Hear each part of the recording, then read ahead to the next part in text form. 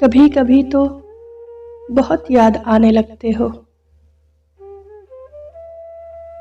कि रूठते हो कभी और मनाने लगते हो।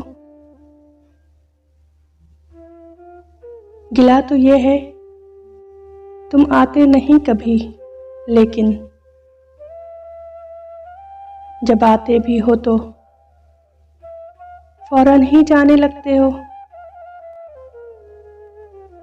ये बात जॉन तुम्हारी मजाक है कि नहीं,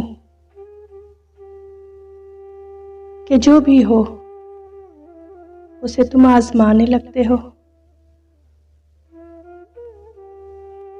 तुम्हारी शायरी क्या है, बुरा भला क्या है।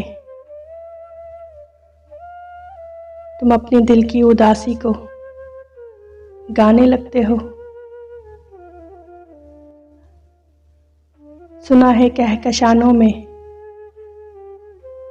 रोज़ व शब ही नहीं, तो फिर तुम अपनी ज़बां क्यों जलाने लगते हो।